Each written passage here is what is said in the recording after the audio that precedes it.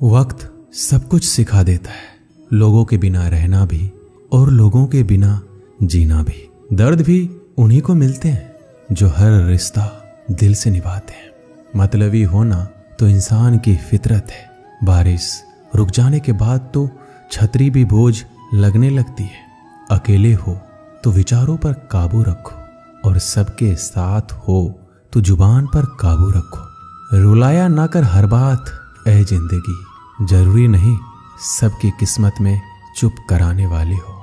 आप कितने भी अच्छे इंसान क्यों ना हो, आप हमेशा किसी की कहानी में बुरे जरूर होते हैं। वक्त भी हैरान है, इतनी जल्दी तो मैं भी नहीं बदलता जितनी जल्दी हम लोग बदलते हैं। कोई तराजू नहीं होता रिश्तों को तौलने के लिए, परवाह बताती है कि ख्याल का पलड़ा कितना भारी है।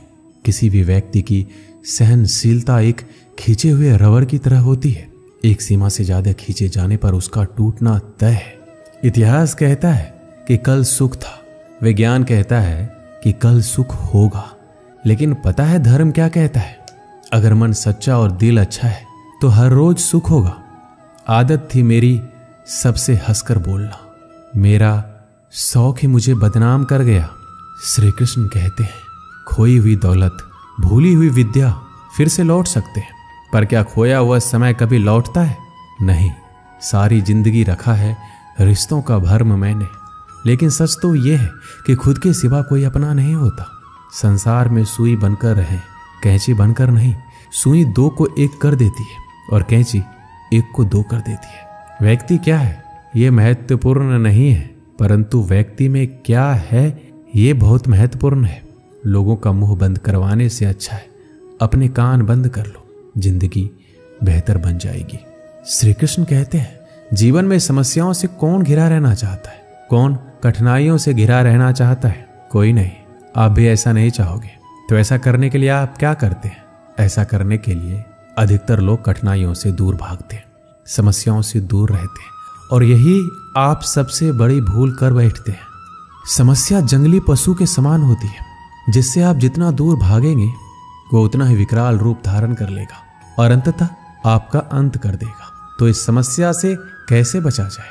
और इस समस्या का हल है कि आप अपने परिश्रम से, अपनी लगन से, अपनी दृढ़ता से समस्या का हल ढूंढना होगा। यदि नाविक को कुशल खेवैया बनना है तो वो शांत समुद्र में नहीं बन सकता, उसे तो तूफान का सामना करना ही होगा। श्री कृष्ण कहते हैं कि इतिहास गवाह है कि जिसकी बराबरी नहीं की जा सकती उसकी बदनामी शुरू कर दी जाती है। समय एक नदी की तरह है, हम एक ही पानी को दोबारा नहीं छू सकते। जो धारा बह चुकी है वह फिर कभी नहीं आएगी। संभल के रहो ऐसे लोगों से जिनके दिल में भी दिमाग होता है। कोई भी इंसान ऐसे ही अपने आप नहीं बदलता। जिंदगी में कुछ ऐसे हादसे हो जाते हैं जो इंसान को बदलने पर मजबूर कर देते हैं। किसी ने एक संत से पूछा गुस्सा क्या है? संत ने बहुत अच्छा जवाब दिया, किसी और की गलती की सजा खुद को देना। वक्त के साथ चलना कोई जरूरी नहीं है, सच के साथ चलिए, एक दिन वक्त आपके साथ चलेगा। साइकिल और जिंदगी तभी बेहतर चल सकती है जब उसमें चैन हो। कुछ सच तो हम पहले से जानते थे, बस देखना चाहते थे कि लोग झूठ कहां तक बोल सकते हैं। जब इंसान का स्वार्थ पूरा हो जाता है तब वह आपसे मिलना तो दूर, आपसे बोलना भी छोड़ देता है।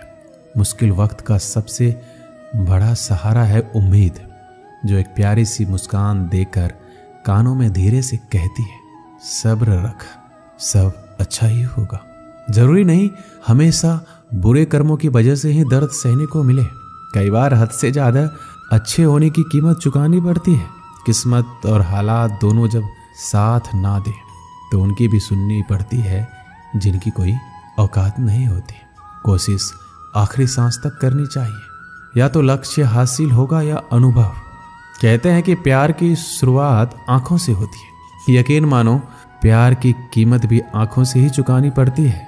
श्री कृष्ण कहते हैं आपने पौधों को सींचते हुए देखा होगा, या आपने खुद भी पौधों को सींचा होगा, और आप भी ये कार्य प्रतिदिन करते होंगे। जब आप पौधे को जल देंगे तभी यह फलित होगा, इनमें से फूल निकलेंगे, इनकी सुंदरता बढ़ेगी। परंतु प्रतिदिन यह कार्य करने के पश्चात भी हम इससे एक महत्वपूर्ण सीख लेना भूल जाते हैं। हम कभी पौधों के पत्तों पर, उनकी डालियों पर, उनके फूलों और फलों पर जलधारा नहीं डालते, उन्हें धोते नहीं, परंतु फिर भी वह पनपते हैं, क्योंकि पौधों का जड़ ही सफलता का मूल है। यदि आप एक बार में अनेक कार्य करने जाएंगे तो आपको एक कार्य में भी सफलता नहीं मिलेगी, परंतु यदि आप बुद्धिमता से, दृढ़ मन से एक कार्य साधेंगे तो एकाएक स्वतः ही सारे कार्य सफल हो जाएंगे, जो आपका मूल है, जहां से आपको सिंचाई मिल रही है। यदि आपने उसी जड़ को छोड़ दिया तो एक सूखे पौधे की भांति आप भी सूख कर गिर जाएंगे और अपना अस्तित्व खो बैठेंगे। श्री कृष्ण कहते हैं, अच्छे लोग हमेशा साथ रहते हैं, दिल में भी, शब्दों में भी, दुआओं में भी। किसी के बारे में सब कुछ जान लेना उसे फिर से अजनबी बना देता है। पछतावा ना कीजिए, क्योंकि बीता हुआ समय अच्छा था तो वह यादगार है, और यदि बीता हुआ समय खराब था तो एक अनुभव है। परिस्थितियां हमारे लिए समस्या नहीं बनती, समस्या तो तब बनती है जब हमें परिस्थितियों से निपटना नहीं आता है। पता नहीं लोग दूसरों को उदास करके खुद कैसे खुश रह लेते हैं। रिश्ता चाहे कितना भी क्यों ना बिगड़ा हो, अगर सुधारना चाहो तो सब कुछ सही हो सकता है। रुलाते तो सभी हैं, लेकिन अगर कोई तुम्हारे लिए खुद रो पड़े तो उसे कभी खुद से दूर मत होने देना। इंसान कब बदल जाता है पता ही नहीं चलता, और हम ये सोचते रह जाते हैं कि आखिर हमने गलती कहाँ की है। जिंदगी में 3 लोगों को कभी मत भूलना।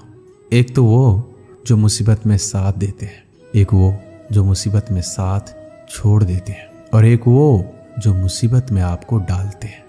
जब लोग आपकी बुराई करें तो बिल्कुल परेशान ना हो, वास्तव में वह लोग आपको महत्व देने का कोई रास्ता जानते ही नहीं है। श्री कृष्ण कहते हैं, जीवन में सभी केवल सफल होना चाहते हैं, केवल विजय चाहते हैं। कोई भी पराजित नहीं होना चाहता, कोई भी असफल नहीं होना चाहता, कोई भी नहीं चाहता कि उसके प्रयास व्यर्थ जाए। यदि एक दृष्टिकोण से देखा जाए तो ये उचित भी है, परंतु असफलता में भी एक अच्छी बात छुपी होती है। मैं बताता हूँ। सफलता आपका परिचय संसार को देती है, विजय के पश्चात संसार आपको जानने लगता है, और असफलता आपका परिचय संसार से करवाती है। पराजय के पश्चात आप अपने जीवन को जानने लगते हैं। इसलिए सफलता और असफलता से घबराए नहीं। यदि आपकी सोच सकारात्मक रहेगी तो यही सफलता, यही पराजय आपको और अधिक शक्तिशाली बनाकर प्रस्तुत करेगी और जीवन में विजयी बनाएगी। श्री कृष्ण कहते हैं, तारीफ एक ऐसा चंदन है जिससे दूसरों को लगाए तो आपके हाथ अपने आप महकेंगे। समझने वाले तो खामोशी भी समझ लेते हैं, और ना समझने वाले तो जज्बातों का भी मजाक बना देते हैं। जो आपकी खुशी में अपना दर्द भूल जाए, उस इंसान से ज्यादा आपको कोई प्यार नहीं कर सकता। ये जिंदगी तमन्नाओं का गुलदस्ता ही तो है, कुछ महकती है, कुछ मुरझाती है, कुछ चुभ जाती है। खुद को अच्छा बना लीजिए, दुनिया से एक बुरा इंसान कम हो जाएगा। भरोसा सब पे करो, लेकिन सावधानी के साथ, क्योंकि कभी कभी खुद के दांत ही जीभ को काट लेते हैं। जिंदगी की रफ्तार बहुत तेज है, सुबह का दुख शाम को पुराना हो जाता है। कोई भी व्यक्ति इस संसार में हमारा दोस्त या दुश्मन बनकर नहीं आता है, हमारा व्यवहार ही लोगों को दोस्त और दुश्मन बनाता है। सबसे मुश्किल रास्ता वह है जिस पर आपको हमेशा अकेला चलना पड़ता है, और असल में वही रास्ता जिंदगी में आपको मजबूत बनाता है। बड़ों का दिया हुआ आशीर्वाद और अपनों की दी हुई शुभकामनाओं का कोई रंग नहीं होता, लेकिन जब ये रंग लाते हैं तो जीवन में रंग भर जाते हैं। श्री कृष्ण कहते हैं, कभी कभी हमें लगता है हमारे अपने, हमारे हितैषी, हमारे माता पिता को हमारे मन की बात ही नहीं समझ आ रही है, जैसे उन्हें हमारे हर कार्य, हर निर्णय में खोट दिखाई दे रहा है, और ऐसे में हम विद्रोह कर बैठते हैं। ऐसी अवस्था में हमें वही अच्छा लगने लगता है जो हमारे मन की बातों का समर्थन करे। हम उसे ही अपना हितैषी समझ लेते हैं, परंतु जो आपसे मीठी बातें कर रहा हो वो आपका हितैषी है, यह आवश्यक नहीं है। कुछ विषैले फूल बड़े सुंदर दिखते हैं, कुछ विषैले फल असाधारण रूप से बड़े स्वादिष्ट होते हैं, और ये भी आवश्यक नहीं कि हमारे रोगों का निदान करने वाली औषधि सदी मीठी हो। इसलिए विष और औषधि में अंतर को परखने का प्रयास करें। हो सकता है जो आपके हित की बात कर रहा हो वो आपको संकट के गर्त में ले जा रहा हो। श्री कृष्ण कहते हैं कि बात बात पर आवेश में ना आए। हो सकता है कि आपके माता पिता की कड़वी बातों में आपका हित छिपा हो, और माता पिता को भी प्रयास करना चाहिए। यदि उनकी संतान अनुचित निर्णय ले रही है तो उसके अनुचित होने का भान प्रेम से समझाना है, दबाव और शासन से नहीं, क्योंकि कभी कभी कटु शब्द और कटु वचन अनुचित निर्णय को और पक्का कर देता है। श्री कृष्ण कहते हैं, पानी समंदर में हो या आंखों में, गहराई दोनों में होते हैं। खुशी के लिए काम करोगे तो खुशी नहीं मिलेगी, मगर खुश होकर काम करोगे तो खुशी जरूर मिलेगी। कुछ रिश्ते बस निभाने के होते हैं और कुछ जताने के लिए। खुशियों का कोई रास्ता नहीं है, खुश रहना ही रास्ता है। अपना वजूद ऐसे बनाओ कि कोई आपको छोड़े तो आपको कभी भुला ना सके।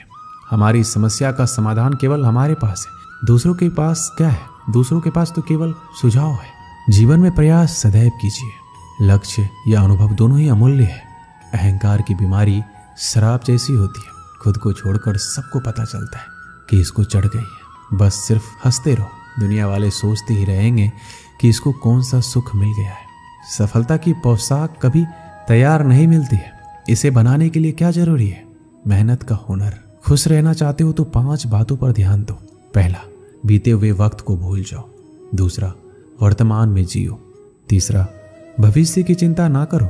चौथा, खुद की तुलना दूसरों से करना बंद कर दो। और 5वां, अपने काम को टालना बंद करो। ये आवश्यक है। श्री कृष्ण कहते हैं, हम सभी बचपन से ये सुनते आए हैं कि अच्छे मित्र हमारे जीवन को पूर्णतः परिवर्तित कर सकते हैं। परंतु कौन? जिनसे आप प्रश्न पूछें और वो मित्र बिना किसी पक्षपात के, भय रहित होकर, बिना किसी लालच के आपको उचित उत्तर दे। परंतु सबके समक्ष ये समस्या आ जाती है कि आज के समय में ऐसे मित्र मिलना दुर्लभ है, वो तो होते ही नहीं। परंतु आपको मैं एक बात बताता हूँ, हम सबके पास भी एक ऐसा मित्र होता है, बस हम उसे पहचान ही नहीं पाते। वो है दर्पण। दर्पण के समक्ष खड़े होकर आप स्वयं से पूछिए कि यदि आज आपका अंतिम दिन होता तो क्या आप वही करते जो आप कर रहे थे? आपको उत्तर मिले या ना मिले, परंतु आपकी दिशा अवश्य बदले। इसलिए आपसे अतिरिक्त आपका सबसे घनिष्ठ मित्र, सबसे अच्छा मित्र कोई नहीं है। श्री कृष्ण कहते हैं, सब कुछ सहन करना भी चाहिए, क्योंकि हम में भी ऐसी बहुत सी कमियां हैं जिन्हें दूसरे सहन करते हैं। अज्ञानी व्यक्ति गलती छुपाकर बड़ा बनता है और ज्ञानी व्यक्ति गलती मिटाकर बड़ा बनता है। ये मौत भी बड़ी अजीब चीज है। एक दिन मरने के लिए पूरी जिंदगी जीना पड़ता है। किस्मत हमारे हाथ में नहीं, पर फैसले तो हमारे हाथ में है। किस्मत हमारे फैसलों को नहीं बदल सकती, पर फैसले हमारी किस्मत बदल सकती है। हर चीज अपने वक्त पर। बस एक प्यार है जो कभी बूढ़ा नहीं होता। जीवन में ज्यादा रिश्ते होना जरूरी नहीं है, जो रिश्ते हैं उनमें जीवन होना जरूरी है। सच के लिए लड़ने का हुनर सीख लो, क्योंकि कुछ सांपों के डर से शेर जंगल छोड़कर नहीं जाते। ये जिंदगी है, यहाँ पीठ पीछे छुरा मारने वालों को निर्दोष और भरोसा करने वालों को दोषी मानते हैं। श्री कृष्ण कहते हैं, हम सब शीघ्र ही सफलता चाहते हैं, ढेर सारी संपत्ति और सुख चाहते हैं। ऐसे में हम कई बार छोटे मार्गों को चयन कर लेते हैं, वो मार्ग जिनमें परिश्रम नहीं होता, जिनमें होता है तो केवल छल, कुटिलता और भाग्य का सहारा। जैसे कि जुआ। कोई जुए के खेल में धन लगाता है, कोई दांव लगाता है और ये भूल जाता है कि जुआ एक ऐसा दलदल है जिसमें एक बार गिरो तो सर्वनाश से पहले निकलना असंभव है। यदि आप जीतते हैं तो जीतने की भूख बढ़ जाएगी। यदि आप कुछ हार बैठे तो उसे पुनः पाने के लिए आप फिर से खेलेंगे। मनुष्य को यह आभास ही नहीं होता कि अपनी संपत्ति के साथ वो अपनी मानवता, अपने संस्कार, अपने धर्म और अपना उत्तरदायित्व सभी जुए की भेंट चढ़ा देता है। इसलिए कुछ पाना है तो परिश्रम से पाओ। अगर कुछ जुए में जीता भी तो वो उतना ही शीघ्र खो दोगे, क्योंकि उसे परिश्रम से नहीं पाया गया है और उसकी रक्षा करने के लिए आपके मन में स्वाभाविक प्रयास भी नहीं होंगे। एक गांव में एक आलसी आदमी रहता था। वह कुछ काम धाम नहीं करता था, बस दिन भर निठल्ला बैठकर सोचता रहता कि किस तरह कुछ खाने को मिल जाए। एक दिन वह यूं ही घूमते घूमते आम के एक बाग में पहुंच गया। वहां रसीले आमों से लदे कई पेड़ थे। रसीले आम देख उसके मुंह में पानी आ गया और आम तोड़ने वह एक पेड़ पर चढ़ गया। लेकिन जैसे ही वह पेड़ पर चढ़ा, बाग का मालिक वहां पहुंचा। बाग के मालिक को देख आलसी आदमी डर गया और जैसे तैसे पेड़ से उतरकर वहां से भाग खड़ा हुआ। भागते भागते वह गांव के बाहर स्थित जंगल में जा पहुंचा। वह बुरी तरह से थक गया था, इसलिए एक पेड़ के नीचे बैठकर सुस्ताने लगा। तभी उसकी नजर एक लोमड़ी पर पड़ी।